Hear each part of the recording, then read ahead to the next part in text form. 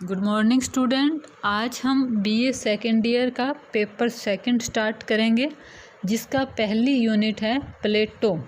तो हम पहले प्लेटो का जीवन परिचय देखेंगे। प्लेटो के जीवन परिचय से संबंधित प्रश्न आपके छोटे प्रश्नों में आ सकते हैं 2 अंक के, और आप आगे कॉम्पिटिटिव एग्ज़ाम की तैयारी करोगे तो उसमें भी जीवन परिचय से संबंधित प्रश्न आते हैं। तो प्लेटो का जन्म एथेंस के एक प्रसिद्ध कुलीन परिवार में हुआ। उनका जन्म 428 ईसा पूर्व में हुआ था। उनके पिता का नाम अरिस्तोन था और माता का नाम पेरिकितियोन था। उनके पिता की वंशावली एथेंस के प्राचीन राजाओं से संबंधित थी और माता की जो परिवार था वह वहाँ के प्रसिद्ध कानून निर्माण करने वाले सोलोनों से संबंधित था। प्लेटो को उनके चौड़े कंधों के कारण उनके गुरु प्लाटोन कहा करते थे, क्योंकि प्लेटो शब्द का अर्थ होता है चौड़ा या चपटा। प्लेटो शब्द शुद्ध यूनानी उच्चारण प्लाटोन है, जिसका विकृत रूप है अफलातून। धीरे धीरे यह शब्द प्लेटो के रूप में प्रयुक्त किया जाने लगा। उनका वास्तविक नाम अरिस्तोक्लीज था। प्लेटो युवा अवस्था से ही क्रांतिकारी विचारधारा से संबंधित थे। अधिकांश युवाओं की भांति वह भी समझते थे कि उनका जन्म राजनीति में भाग लेने के लिए हुआ है। प्लेटो ने अपने जीवन के बारे में समय लिखा है कि युवा अवस्था में अन्य युवाओं की तरह मैंने भी सोचा था कि बालिग होते ही मैं राजनीति में सक्रिय रूप से भाग लूँगा, लेकिन विधि का कुछ दूसरा ही विधान था। प्लेटो एक कुशल राजनीतिज्ञ तो नहीं बन सका, लेकिन एक महान राजनीतिक दार्शनिक बन गया। जिस एथेंस में प्लेटो का जन्म हुआ था वह यूनान का उस समय का सबसे महान नगर राज्य था। परंतु जैसे जैसे प्लेटो की एज बढ़ी वैसे वैसे एथेंस को स्पार्टा के साथ 30 वर्षों तक युद्ध करना पड़ा और आखिर में उन्हें हार का सामना करना पड़ा।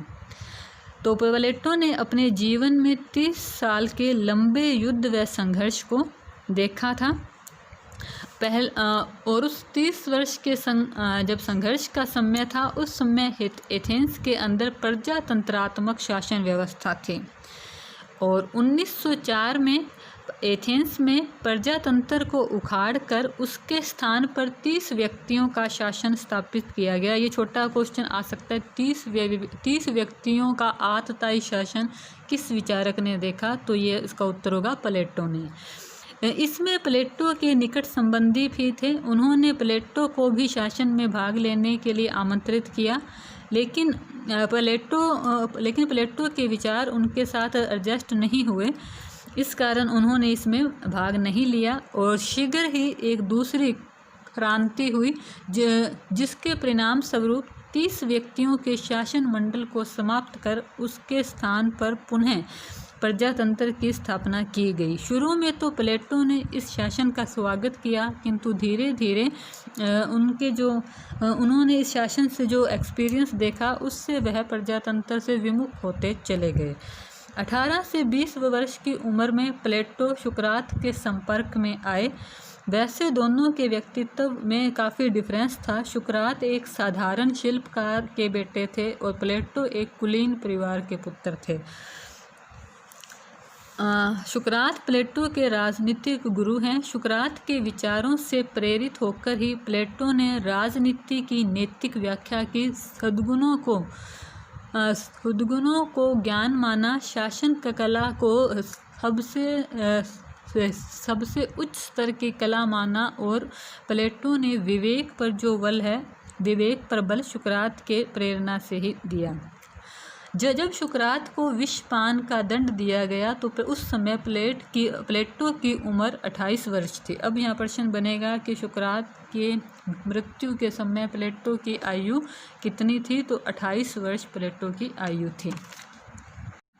399 ईसा पूर्व में सुकरात को प्राण दंड के बाद प्लेटो का एथेंस में रहना मुश्किल था, क्योंकि वह सुकरात के प्रधान शिष्य थे और लोकतंत्र के विरोधी थे। इसीलिए वो अपनी जान बचाकर एथेंस छोड़कर भाग गए और उन्होंने अपने 12 वर्ष तक का जीवन विभिन्न स्थानों पर घूम घूम कर बिताया। इसी दौरान वह मिस्र, इटली आदि देशों का भ्रमण भी किया और कहा जाता है कि वह भारत में भी गंगा तट पर आए थे और 12 वर्षों तक उन्होंने विश्व के विभिन्न देशों का भ्रमण किया और उसके बाद उनकी मुलाकात पिथागोरस के सिद्धांत का ज्ञान पाने व दार्शनिकों का शासन देखने के लिए वह 387 ईसा पूर्व में इटली गए। सिसिली के सिराक्यूज राज्य में उनकी भेंट दियोन नामक अत्यंत सुसंस्कृत व्यक्ति और वहाँ के राजा दियोन फर्स्ट से हुई। उनकी प्रेरणा से वह दियोनीसियस को दार्शनिक शासक बनाने को तैयार हो गए, किंतु जब रिपब्लिक के सिद्धांतों को उन्होंने दियोनीसियस को पढ़ाना शुरू किया तो दियोनीसियस की उसमें कोई रुचि नहीं थी। साथ ही चाटुकारों ने दियोनीसियस को दियोन के विरुद्ध भड़का दिया, जिसका परिणाम यह हुआ कि दियोन को राज्य से निकाल दिया गया।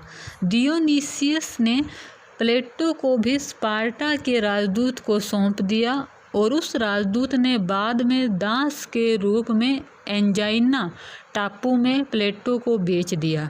यहाँ पर प्लेटो को उनके पुराने मित्र मिले, जिन्होंने उन्हें खरीद कर मुक्त करवाया और एथेंस वापस भिजवा दिया। और वापस आकर प्लेटो ने एथेंस के अंदर अपनी अकादमी स्थापित की, जहाँ ये अकादमी की स्थापना प्लेटो ने 386 ईसा पूर्व में की थी और अपना शेष 40 वर्ष का जीवन प्लेटो ने इसी अकादमी के अंदर बिताया। इस अकादमी में प्लेटो के द्वारा अपने विद्यार्थियों को दर्शन, गणित और ज्यामिति का अध्ययन करवाया जाता और कहते हैं कि प्लेटो ने अपने अकादमी के बाहर लिखवाया हुआ था कि जो गणित का ज्ञान नहीं रखता वह अकादमी में प्रवेश ना करे। और प्लेटो 81 वर्ष का जीवन पूरा करने के बाद 348 ईसा पूर्व में उनका देहांत हो गया। प्लेटो की प्रसिद्ध रचनाएं देखेंगे तो प्लेटो के द्वारा रचित ग्रंथों की संख्या अनुमानित 36 बताई जाती है। इसमें से केवल प्रमाणित 28 ही हैं। उनके सभी ग्रंथों की उनके प्रसिद्ध ग्रंथों की सूची निम्न है। उनके द्वारा रिपब्लिक, लार्ज, खरीटो, Gorgias, Meno, Protagoras, Symposium, Phaedo, Sophist, Statesman आदि उनकी प्रसिद्ध रचनाएं हैं, जिनमें प्लेटो के राजनीतिक विचार हमें मिलते हैं। प्लेटो के जो आरंभिक रचनाएं थी वह सुकरात से संबंधित थी। उन्होंने सुकरात के विचारों को ही अभिव्यक्त किया था, जैसे खरीटो, यूथिफ्रो। इसी प्रकार की रचनाएं हैं जो सुकरात से संबंधित उनकी प्रसिद्ध रचनाएं हैं। धन्यवाद।